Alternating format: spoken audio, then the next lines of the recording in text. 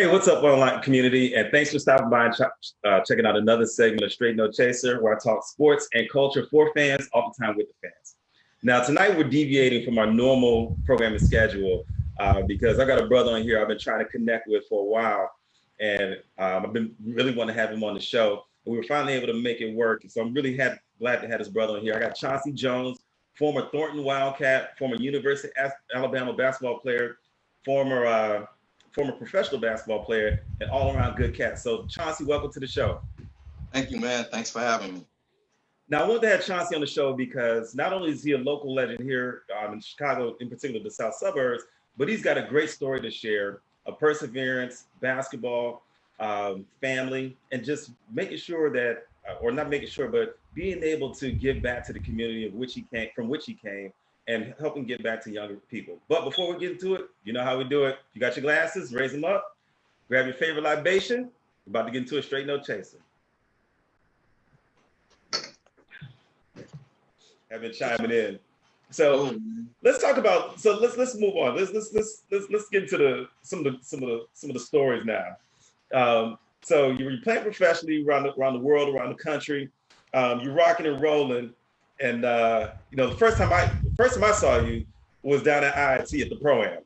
And I'm like, wait a minute, who is this? I'm like, who is this light-skinned dude bullying? First of all, light-skinned dudes don't play bully ball. I don't know, that's a code, So shout out to my boy David King, because Dave is always team light-skinned. He's always like, man, yeah, light-skinned ball player, I'm taking it with me. I'm making the OG call. I'm going Bobby Johnson. I'm taking it with me. So we're down at IIT, and I'm like, man, who is this dude? I mean, they couldn't keep you out the lane. You physically strong, you drawing and ones, you looking like, get off me, little fella. What was it like playing at IIT? Because I've been to the Rucker. I've played in the Pro-Am in St. Louis at WashU, but I don't think there's any environment like IIT. Tell me, what was that experience like playing at IIT? I mean, it was an awesome experience, man. I mean, for me, I felt like I needed it because I felt like Alabama didn't go the way that I wanted it to go.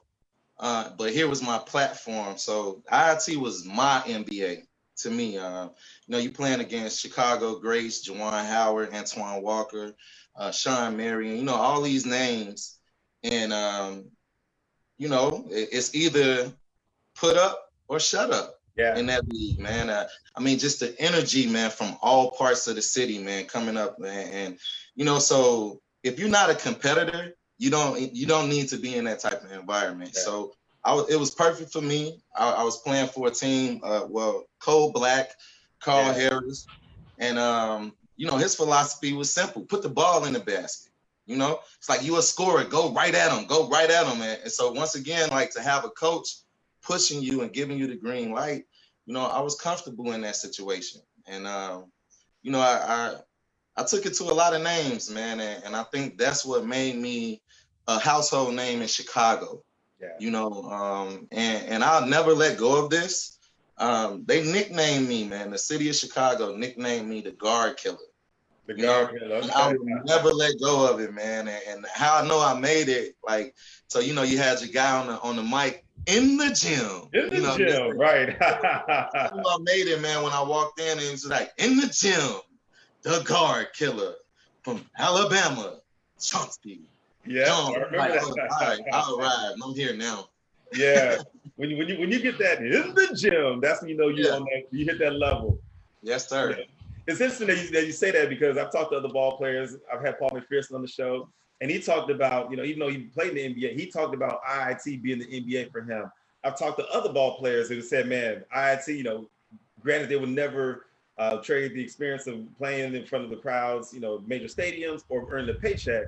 But for them, the mecca of the experience was playing at IIT, because that's where, your nickname, your reputation, that's where that was born and bred. That's where you get your love from the city, man. Like first off, we are known for basketball here in Chicago, man. And to get that respect coming out of IIT, it's a wonderful feeling, and it just sets you up, to be one of Chicago's best.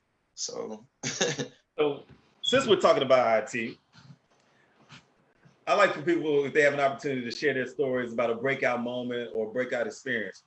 You got one that I think is a very interesting story. So you're at IIT. What was one of your better games, and who was it against when you were playing in the pro-am against IIT? Well, my best, well, I think my best game, man, was where I had 47 points, and majority of that was scored on Randy Brown. So there it is right there. You got an NBA guard. He's known for being a great defender, and actually to go and play against him and get any shot that I wanted, get to my spots. It's just validation for me that, you know, I could have shined at that level. So that's one moment. And then obviously I was talking to you earlier about the most talked about game played at IIT with Vince Carter and Paul McPherson. So to be a part of that game and to score 30 plus points in the most talked about game at IIT history, I'm keeping that. I'm taking that, man.